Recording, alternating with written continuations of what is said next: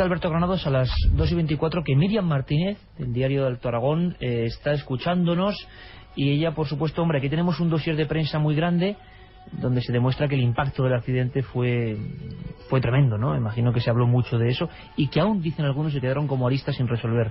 Miriam, buenas noches. Hola, buenas noches. Imagino que esto marcó profundamente la actualidad de toda esa comarca, ¿no? Fue un accidente, no se han repetido hechos, imagino, de esas características.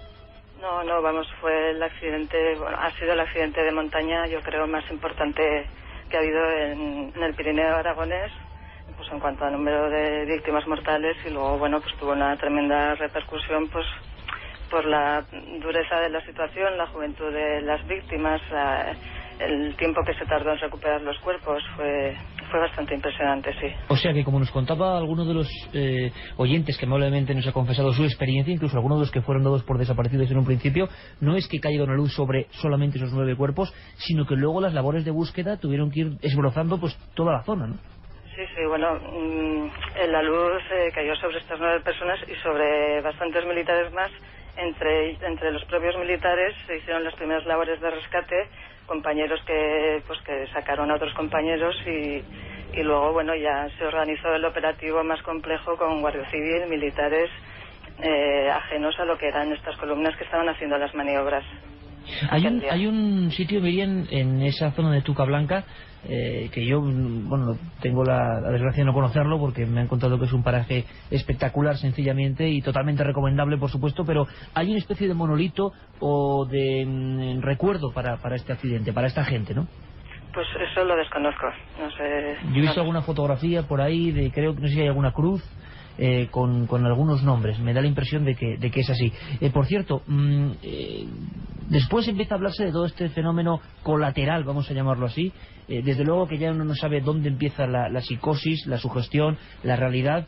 También vivisteis periodísticamente, te quiero decir, este fenómeno de los rumores en torno al cuartel. ¿Duraron mucho tiempo estos rumores o es algo que se atajó repentinamente? Bueno, esto de los rumores, la verdad es que, imagínate, si ahora tenéis, con el paso del tiempo normalmente las cosas suelen ir saliendo a la luz y parece más fácil descubrir la verdad cuando las cosas se van enfriando un poco. Por aquel entonces, yo creo que, por ejemplo, en mi periódico hay una reseña bastante escueta del asunto. Yo por entonces, en aquella temporada no estaba en el periódico, pero creo que es una información que incluso llegó de agencia, creo, Ajá. Y tampoco se le prestó demasiada atención. Todas estas cosas que pasaron a posteriori en el cuartel de los militares no trascendió prácticamente nada. Muchas de las cosas que estáis contando, vamos, yo las desconocía por completo, y sin embargo te puedo asegurar que lo que fue el accidente se vivió muy de cerca y se trabajó mucho en él. O sea que lo demás, realmente todo lo que ha pasado a continuación se ha llevado con un secreto bastante considerable. Qué curioso y qué interesante lo que nos cuentas, Miriam. Fíjate, tengo precisamente aquí, del periódico de Alto Aragón, vinculan los extraños fenómenos del refugio de Cerler al accidente militar de Tuca Blanca. Sí, hay algunos seguimientos, también el periódico de Aragón, bueno, toda la prensa, pero es cierto que hay un momento en que tampoco trasciende. Incluso, luego hablamos de esto, Juanje, Ángel Briongos, y también nos van a acompañar otros amigos, se habla de un intento de que haya una colaboración de parapsicólogos. Bueno, eso siempre es muy complicado, ¿no? Pero desde luego que hay esa afirmación en los periódicos. Lo que sí está claro es que de aquí, bueno, puede surgir no sé el qué, pero la gente después de tantos años sigue hablando, y bueno, ya veremos en qué acaba todo esto. Te agradecemos tu aportación sobre lo que fue aquel accidente y aquel momento a nivel periodístico, un impacto que nadie ha olvidado, es decir, que la gente no se crea que esto ha pasado en muchas más ocasiones, sino que es algo que marcó profundamente esa región de Aragón. Y te damos un fuerte abrazo, Miriam, gracias por ayudarnos. Vale, gracias a todos, adiós. No sé si tenemos ya también a la escucha a José Miguel Trayero, que además, bueno, lo de Alto Aragón viene muy bien, porque él hizo un estudio maravilloso sobre objetos volantes en esa región. ¿Me escuchas ya, compañero? Sí, te escucho. La verdad es que, hombre, estamos muy impresionados, no te voy a engañar, porque sospechábamos y agradecemos que esté pasando lo que está pasando. Están llegando decenas de testimonios de gente que estuvo allí. A nivel de los investigadores, esto en su época también fue un impacto tremendo, porque lo cierto es que yo tengo aquí como 6 portadas de periódico y documentos en los que se habla incluso de intervención de parapsicólogos. ¿Se supo algo de todo eso? Sí, la verdad es que eso es lo que me comentaron cuando estuve yo allí en Cerler, porque incluso estuve hablando con varios mandos y parece ser que vino gente, creo que me dijeron, de Barcelona, y la verdad es que no consiguieron acabar con las investigaciones porque parece ser que lo pasaron muy mal. Tuvieron que salir, pero disparados de allí. ¿Los propios investigadores? Los propios investigadores, sí. Se ve que hablaban de arañazos, golpes, ruidos tremendos, y la verdad es que yo cuando estuve allí, pues hubo un rato que sí que pasé un poquito de miedo porque oí unas cosas muy raras que luego quizás piensas que tiene una explicación normal porque, o a lo mejor es que quieres que tenga una explicación normal. ¿Te ocurrió a ti? Sí, un ruido muy fuerte. Cuando me invitaron estuve hablando con el mando y le dije, oye, déjame pasar un momentín que voy a llamar por teléfono. Y me dice, sí, pasa, que está aquí al lado. Hay una sala, que es una sala grande, y hay un teléfono y de estos de monedas normales, y fui a llamar, y en el momento que estaba llamando oí un crujido que yo pensé que se partía la casa por la mitad. Unos sonidos que es muy curioso porque lo que nos ha comentado nuestro amigo que vivió los fenómenos allí, hablado de ruidos, ruidazos, incluso decía, sí, como estruendos muy concretos, ¿no? Hay que escucharlo, o sea, es que no, y se te ponen los pelos de punta. ¿Y los mandos qué te hacían llegar, José Miguel, cuando estabas allí? ¿Qué se palpaba en ese momento en el cuartel? Miedo, y los chavales que estaban allí les parecía como si yo, que en teoría subía casi como turista, para que me entiendas, les parecía como si yo pudiera darles una explicación de lo que estaba ahí sucediendo. Estaban todos alrededor mío como intentándome pedir explicaciones de lo que allí estaba pasando. Tenían miedo, y ese miedo creo yo que me lo transmitieron. Y observé que tampoco van a los sitios solos, o sea, por allí se movían siempre 2 o 3 juntos. José Miguel, yo quiero que te quedes para participar también un poco en el debate y las cuestiones que podemos tener aquí con Ángel Briongos y con Juan G. Vallejo. Carmen, ¿qué está llegando al 7640? Porque este programa más que nunca es una investigación en vivo, y mucha gente de las fuerzas de seguridad del Estado que pasaron por allí quieren hablar, Mira, sobre lo que nos preguntaba Juan G., incluso que buscaba información, soy de Estadilla, intentaré localizar a José Barón Hidalgo y ayudaros en lo que pueda. Además nos dice que estamos invitados a su casa si venimos por ahí. Pues muchas gracias, amigo. Como tú, da gusto. Gracias. Y si tienes algún dato, ya sabes que te puedes poner en contacto a través de esta vía de contacto, 7640, palabra clave milenio, espacio vuestros mensajes, y también hay una vía de contacto que es el mail, milenio3 con número @cadenaser.com. En esas dos vías nos podéis escribir, y de verdad, si tienes algún dato sobre esa persona que buscamos, te lo agradeceríamos. Yo estuve en Cerler en el 96 en una guardia, vi 3 soldados uniformados y haciendo saludo militar. Estuve con psicólogos 1 año, lo pasé fatal. Vamos a ver si... ya una pausa, Carmen, porque aquí estamos hablando de apariciones de soldados, muchos de ellos con gorras características.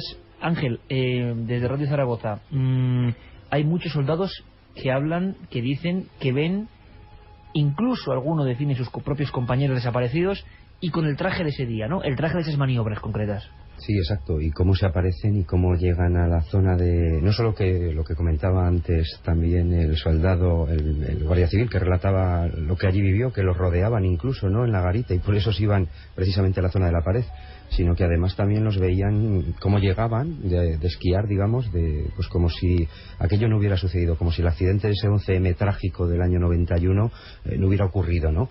Y bueno, llegaban allí, se apoyaban sobre las literas, incluso cuando se sentaban sobre la cama, al parecer se hundía la cama y de repente se desvanecía por completo, y bueno, totalmente desaparecía el soldado. Y bueno, pues imagínate lo trágico que tiene que ser eso.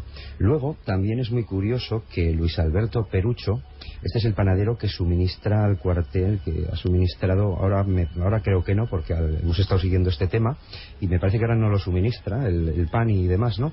Pero hubo un día en concreto que no le dejaron pasar precisamente por todo lo que estaba allí pasando. Fíjate. Escuchamos de nuevo a David, ese primer informante que nos dio su visión de las cosas. Claro, una visión privilegiada. Es que él estaba en la luz, es que se salvó de milagro, salió a gatas de la lengua de nieve. Y para él y para muchos amigos que estaban en aquel año, todo empieza a suceder a raíz del secado, suena un poco crudo, pero es así, el secado de los cuerpos que se instalan dentro de este refugio. Escuchamos. Finalmente, pues eso que te digo, 9 cadáveres aparecieron. Estuvieron en las dependencias del cuartel durante toda la semana, y allí mismo en el cuartel se hizo unos funerales militares. Hicimos varios funerales a medida que íbamos encontrando algún cuerpo.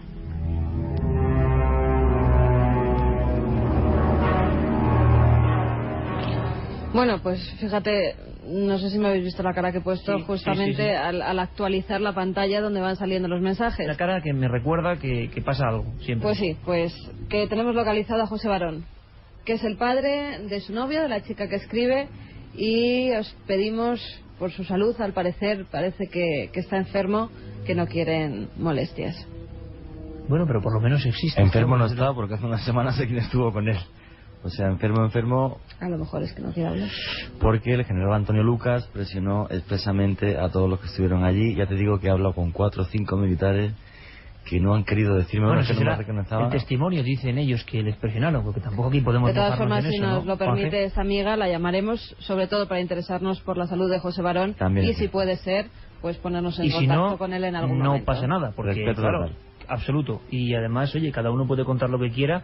Lo que es interesante es que los oyentes de Milenios, oye, donde ponen el ojo o la misión, ponen la diana y lo consiguen. Era un nombre entre millones de nombres que buscaba Juanje Vallejo y que si no quiere hablar está en su perfecto derecho.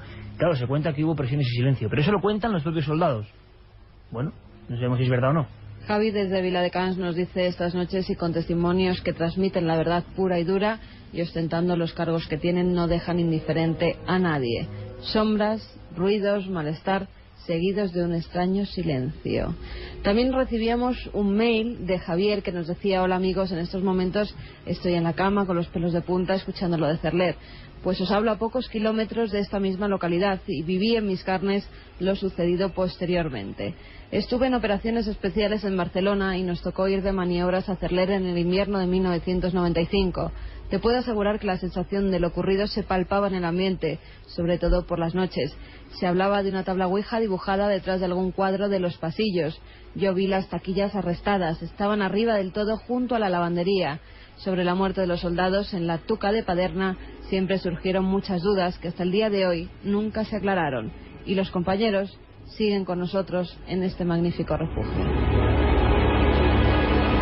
2:36, Juanje, ahora me comentas lo que quieres decir, pero da la sensación de que primero se hizo espiritismo en varias ocasiones, por todo lo que estamos sondeando, incluso en las propias taquillas, que nos parece un poco macabro. Es normal que de promoción en promoción militar haya un rumor, una historia, y se intente, para bien o para mal, contactar con esa gente. Pasa en muchos sitios, se intenta, pero claro, luego no sabemos si esos intentos provocan luego más cosas extrañas, ¿no? Hombre, el caso es que a nivel militar el caso es tan evidente que se reclama la presencia de un parapsicólogo, o como tú bien dices, supuesto parapsicólogo, porque en este país no los hay, por desgracia.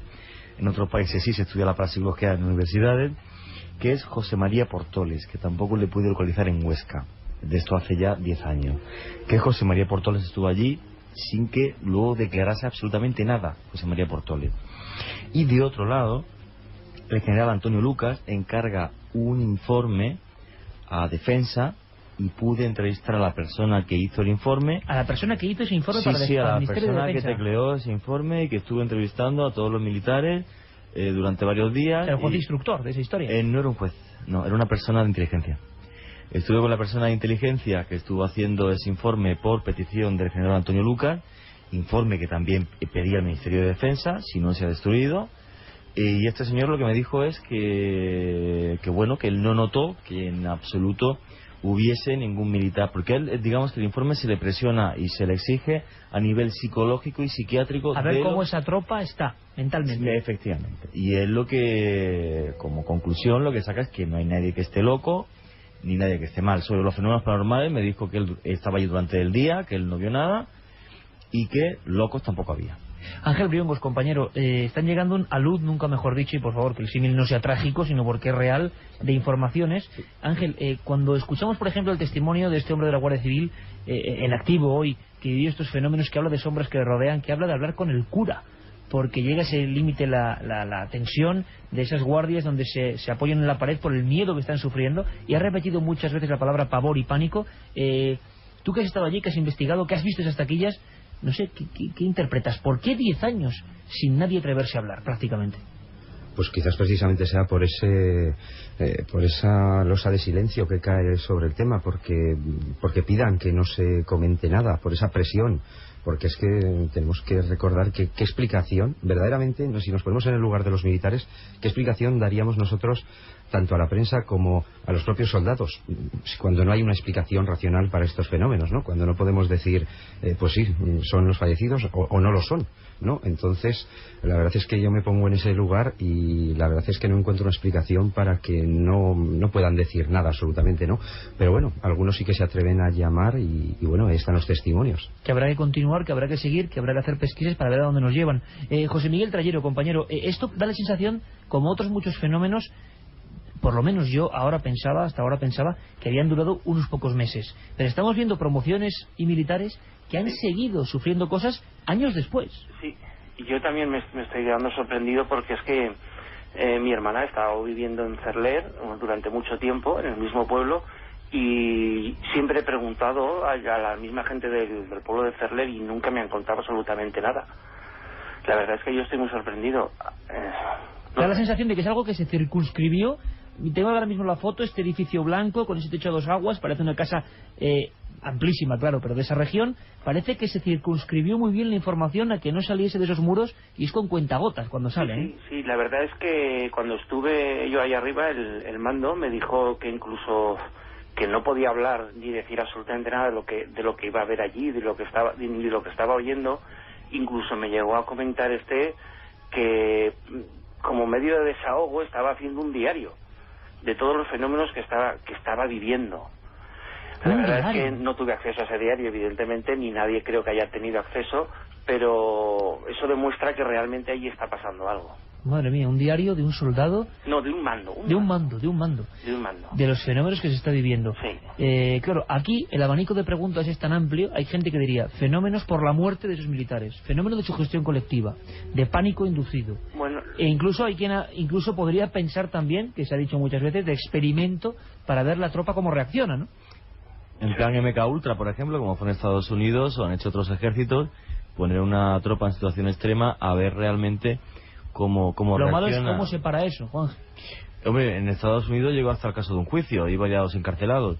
En este caso, a mí lo que me sorprendió de ese informe que se pide a inteligencia, ya te digo, en absoluto recababa sobre si los fenómenos extraños eran reales o no, sino sobre el estado psiquiátrico de la tropa. Eso es cierto. Esta noche es noche de sorpresas, 2 horas 41 minutos. Estudio 1. Carmen, creo que tenemos a un buen amigo y compañero de las ondas, además, que tiene informaciones muy interesantes. Tenemos a Ramón Álvarez, que durante unos años nos está trayendo misterios también por las ondas de la radio catalana, y creo que nos está escuchando porque él conoció a un guardia civil que también estuvo en Cerler. Buenas noches, Ramón. Hola, Carmen, buenas noches. Hola, Ramón, ¿cómo estás, amigo? Hola, Iker, ¿qué hay? ¿Cómo vas? Te mandamos un abrazo fraternal y muy fuerte, y imagino que también se te ha revuelto todo cuando has empezado a escuchar testimonios del tema de Cerler. Tú sabes, Iker, que me conoces, yo ahora escuchándote a ti y escuchando a Alberto, a Vallejo, a Ángel Virongos, me ha venido a la memoria pues todo aquello que me contó el guardia civil. Bueno, guardia civil ahora, entonces era militar, estaba allí destinado, y bueno, la forma que me lo contaba, aterrado, totalmente aterrado. Entonces, parecido a lo que nos han contado hace unos minutos, ¿no? Esa sensación del miedo que no se ha pasado a pesar del tiempo. Sí, exactamente. Él recuerda perfectamente, y ya te digo, esto me lo contó él hace unos 2 o 3 años y todavía se estremecía, ¿no? Me explicaba cómo las taquillas se golpeaban, se oían cómo se arrastraba. Él me hablaba de casi prácticamente todas las noches oír los pasos arriba, oír como carreras en el piso de arriba. ¿Carreras de gente donde ahí no había nadie? No había nadie, absolutamente nadie, allí arriba. Estaban allí, como han dicho pues ahora algunos compañeros, pues las taquillas estaban allí arrestadas, y aquello estaba totalmente cerrado. Y se oía por la noche, por la madrugada, pues carreras, como gente corriendo. Ángel, es muy curioso, perdóname, Ramón, pero yo creo que lo que más impactó de vuestro reportaje Enigmas en aquella época fue que, claro, se llegan a apartar las taquillas correspondientes a algunos de los fallecidos en el accidente, porque se abrían y se cerraban solas, y el sonido era lo que no dejaba dormir, ¿no? Sí, exacto. O sea, incluso las llegaron a sacar a la zona del secadero, precisamente. Las sacaron de las habitaciones. O sea, imagínate, si tenían que vestirse o cambiarse, lo tenían que hacer fuera, pasando frío, lógicamente, y luego volverse a la habitación. Ramón, decías, perdona. Y no, yo ahora recordaba un detalle muy curioso y espeluznante a la vez. Me contó este guardia, ¿no?, que ahora está metido en una élite de la Guardia Civil, me contaba que esto lo sabrán bien los soldados, pues que el tipo de bota que se oía cuando caminaban arriba en el primer piso no era el caminar de una bota típica, sino el ruido característico de las botas que llevan los soldados que están allí destinados en aquella zona, ¿no? Se ve que es un ruido muy característico y es el que se oía en ese piso, ¿no? No era la típica bota militar. También, Ramón, este amigo tuyo relacionaba los hechos del accidente de Tuca Blanca con 9 muertos sepultados por la nieve y los fenómenos posteriores. Sí, bueno, vivió aquello, desde luego, vivió la tragedia de la luz y claro, sí que había también comentado pues la leyenda que corría por ahí, pero aquello se vivió en sus carnes. Incluso me contó que una noche creo que el mando era un sargento, pues bueno, a raíz de tantos ruidos que se oían en el piso de arriba, no había forma de dormir, estaban todos muy asustados, y el sargento cogió a 4 soldados, 4 o 5 quiero recordar, y uno de ellos era mi compañero, y subieron hacia arriba armados hasta los dientes, los 5, y tan seguro que estaban, bueno, asustadísimos, desde el sargento hasta el cabo y los 4 soldados que subieron arriba. Se encontraban arriba, pues nada, realmente las taquillas estaban allí en su sitio, pero encontraron un cuadro, una pintura que se había quemado sola, o sea, una especie de combustión espontánea pero no humana, y se había prendido sola. Un cuadro que había allí en esa planta. Sí. Bueno, solo recuerdo una historia parecida con la famosa niña de Vallecas, ¿no? Estefanía Gutiérrez Lázaro, ¿no? Exactamente, sí. Algo parecido estaba ardiendo. Allí arriba no había nadie, y me dijo que bajaron por las escaleras todos, los 5, a empellones, bajaron cayéndose, pero totalmente aterrados. Sobre todo, Ramón, que nos estás transmitiendo perfectamente ese miedo que es muy parecido al que este compañero de la Guardia Civil nos transmitía y que acertaba a decir, de resumir con pánico y miedo común, ¿no? Pues seguiremos investigando, compañero, que me hace mucha ilusión escucharte y que te mandamos todo el equipo de Milenio un abrazo muy fuerte. Siempre te escuchamos, así que y un fuerte abrazo para todos. Gracias. Un beso, Ramón. Adiós. No todo es lo que parece. Milenio 3, Cadena Ser, Iker Jiménez.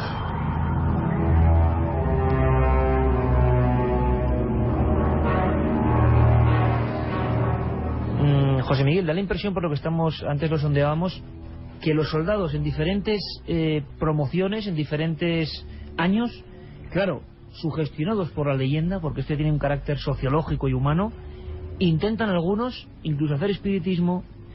Una ouija, dicen, grabada en una de las taquillas. Todo eso pudo ser un remedio peor que la enfermedad, ¿no? ¿José Miguel?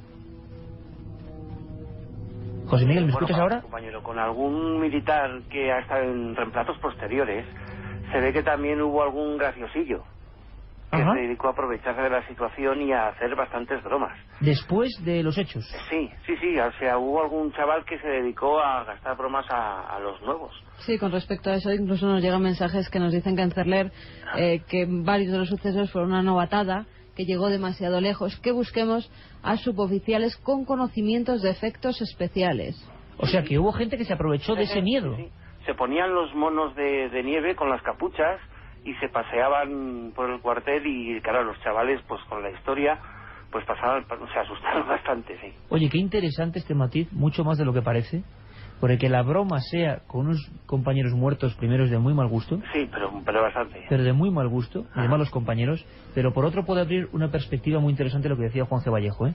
A ver si no estamos viendo una maniobra de... Claro, lo que pasa es que tú haces toda una tropa y tienes a la gente desquiciada. Eso está clarísimo, el ocultamiento y de meter miedo a la gente, que en un lugar como esto es aislado, es muy fácil. Ya, pero en determinados años, sí, porque hay gente de hasta el año 2000 que nos llegan mensajes que incluso vivieron fenómenos. 2000. Sí, tantos años van a seguir con la broma o con el experimento sociológico. Pero el problema, Carmen, es que hay un momento al principio, en el 92, en septiembre, que es cuando esto salta a prensa, y todos los que estamos aquí hemos investigado fenómenos poltergeist. Yo no recuerdo un caso donde decenas de vasos, copas y platos caigan y no se rompa ni uno, o que se abran 30 ventanas y se cierren a la vez. O el caso, por ejemplo, sí los hay, casos de resucitados que se conoce de alguien que falleció y aparece de nuevo. Pero claro, disparos contra sombras. Estamos hablando de una fenomenología poltergeist que se puede hacer una película, efectivamente, se puede hacer una película perfectamente. Mira, déjame que te lea una cosa, Juanje, para que la gente se haga una idea de lo que se publicó en la prensa, en el periódico de Aragón, concretamente.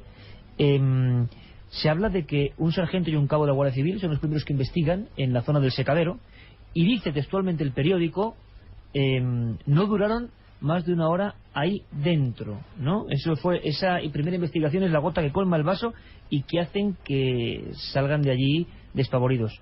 Luego, lo dice el periódico de Aragón, no lo digo yo, que luego dice, en Benasque, edición del 27 de septiembre del 92, en Benasque todos son rumores acerca de las razones de estos fenómenos. Y dicen, en palabras de los soldados, como murieron por culpa de los mandos, porque había riesgo de aludes y no deberían haber salido, ahora han vuelto para que recuerden lo que hicieron.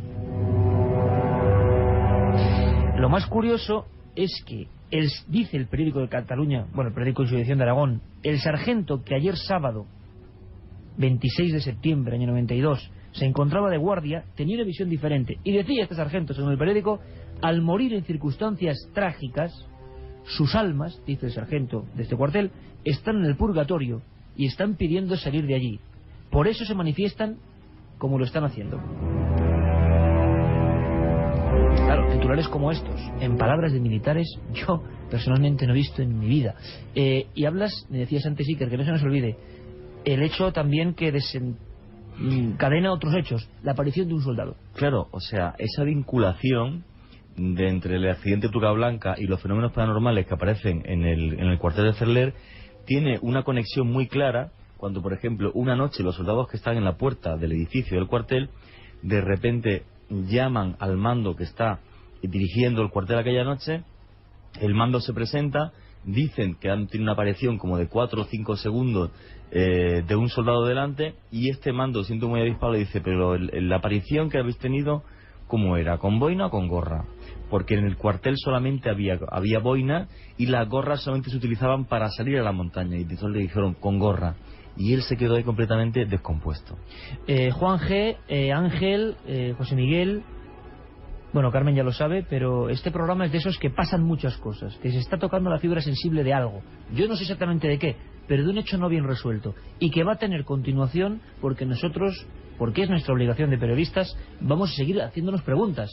Pero es que me viene Alberto Granados corriendo por la puerta del estudio 1, siempre en penumbra, no hay que añadirlo, pero es así, y con algo. Sí, con una nueva oyente que, bueno, pues que quiere hablar con nuestro programa. Se llama Rebeca, estuvo desde el año 95 en ese cuartel y sí que nos habla sobre todo, yo creo que la tónica general, lo de los sonidos de las taquillas, que creo que es lo que más la ha impresionado. ¿No es así, Rebeca? Buenas noches.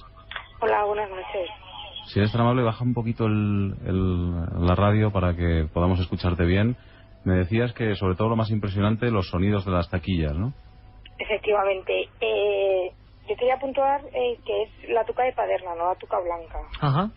Y bueno, según he estado oyendo experiencias que ha contado gente y eso, a ver, yo he estado allí muchísimos años, entonces hay que puntuar que ahí está el edificio, está sobre una falla que se va moviendo, entonces se ha creado una grieta y entonces muchos de los sonidos que se oyen es por el movimiento que crea esa falla. Curiosísimo, o sea que hay un elemento físico que puede provocar esos sonidos que dicen hay que oírlo, ¿no? Y puede ser eso.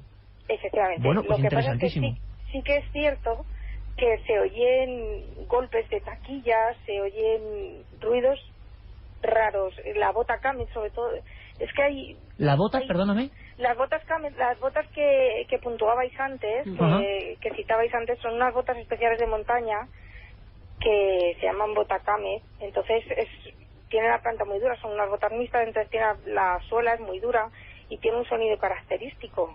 ¿Y la has llegado a escuchar? Yo no. ¿Y yo gente, no. compañeros? Sí, además yo tengo, vamos, un jefe de los nuestros es una de las personas que estuvo enterrada y sí que nos ha contado pues eso, experiencias que no son muy agradables, la verdad. ¿Experiencias como cuáles, lo que se pueda contar, Rebeca? Pues sonidos, sobre todo sonidos, sensaciones que te rodean, que no sé, oírles es un poco... a mí me pone muy nerviosa oírle. Te entendemos porque hemos escuchado varios testimonios y todos inciden en una sensación como de pánico, de miedo y de cuando están haciendo la guardia o en algún lugar solitario, como si fuera un grupo o algo que les rodea, ¿no?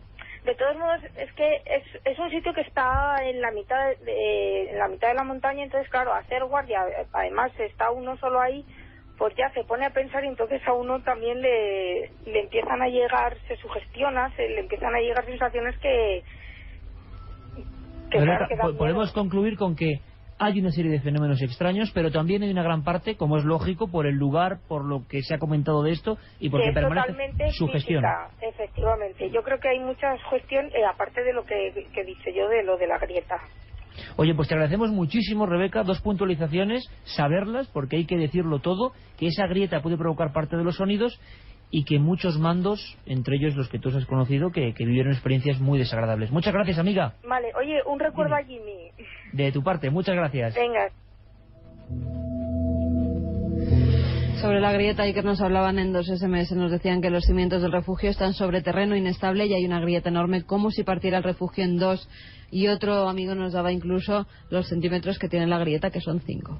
Qué interesante esto, eso es una maravilla, ¿eh? La gente activando una historia que parecía dormida, olvidada, que es muy dramática, porque incluso varios periódicos hablan de que varios de los soldados, más de 10 puede haber testigos en total de este tipo de cosas, ven una formación de soldados con los brazos en la espalda y como haciendo formación fuera. ¿Eran realmente hechos paranormales o era gente haciendo una macabra broma sin sentido? Ángel, sí. ¿Qué se puede hacer a partir de ahora? Esa es la gran pregunta. Yo sé que tú y Juanje y os dejáis el pellejo en cada investigación, solicitáis de nuevo permiso, ¿no? Yo espero que este programa haya beneficiado, porque puede pasar todo lo contrario también, no sabemos cómo es el percal, que igual esto hace que no haya ninguna gana, o al revés. Pero ¿qué se puede hacer? Desde luego estar dentro del lugar, ¿no? Bueno, sí, yo recuerdo exactamente, por ejemplo, el tema de la grieta, sí que he tenido ocasión de poderla ver, no era tan grande como dicen y partía de la cantina, pero sí que deberíamos tener la oportunidad de volver a entrar, de poder hablar, aunque fuera mínimamente. Yo, por ejemplo, desde la televisión autonómica aragonesa, desde el Heraldo de Aragón incluso, pues bueno, se ha intentado presionar un poquito y parece ser que, bueno, pues a lo mejor también con vuestra ayuda, pues a lo mejor había, pues no sé, una puerta, una pequeña luz para poder tener ese primer contacto, desde luego siempre serio y desde el respeto, como bien dices, ¿no? Tal vez, pues bueno, deberíamos volver a intentarlo. Vamos a intentarlo, Ángel. Y aprovecho tanto a José Miguel Trayero, que ha estado ahí, que nos brindó su opinión y su ayuda en Cuarto Milenio. Le mandamos un abrazo muy fuerte. Gracias, José Miguel, por participar en este programa en vivo, que puede dar mucho que hablar. Muchas gracias, amigo. Y Ángel, a ti, pues como siempre, que un abrazo grandísimo. Dime. Tengo delante de mí incluso el nombre de los 9 fallecidos. Y una cosa curiosa, al momento de tomar nota de ello, es que con 19 años, 2 de los soldados, fíjate qué curioso, nacieron el mismo día y lamentablemente murieron el mismo día. Ángel, seguimos investigando, que gracias como siempre, compañero. Un abrazo a los técnicos y compañeros de Ser Zaragoza. Un abrazo. Juanje, pues que esto hay que reabrirlo. Se ha reabierto ya hoy, este día concreto, la historia de Cerler. Hace exactamente, se van a cumplir 15 años de los sucesos. La gente ha vuelto a hablar.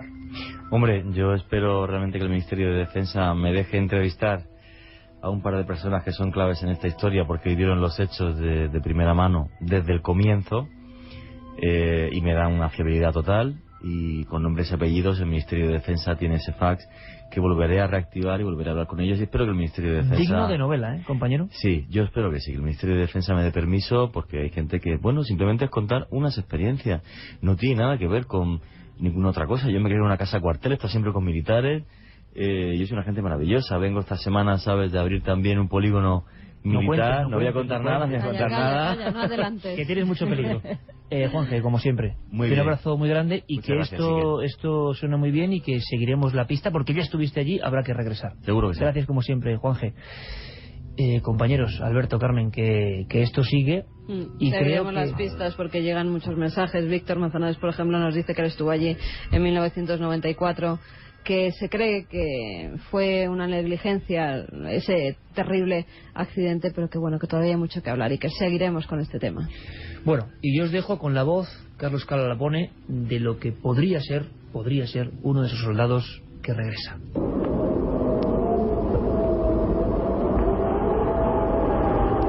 No sé dónde he estado todo este tiempo. Días, semanas, meses, perdido por estas montañas. No siento el calor ni el frío, pero siento una terrible necesidad de volver a ver a mis compañeros en el cuartel. Me perdí de ellos aquella mañana y desde entonces me quedé solo. Ahora voy por el buen camino. Sé que he encontrado el sendero que me conduce hasta el barracón. Allí podré reencontrarme con los demás y pedirles que me ayuden con las heridas, sobre todo con estos cortes que llevan sangrando casi 2 años. Es curioso el poder de resistencia del ser humano en circunstancias extremas. Todo este tiempo sin comer, sin beber, sin dormir, vagando sin rumbo y sin otra necesidad que llegar. Tengo que llegar. Tengo que entrar en ese cuartel para decirle a todos que tengan cuidado, que la nieve mata. Milenio 3, en la cadena SER, con Iker Jiménez.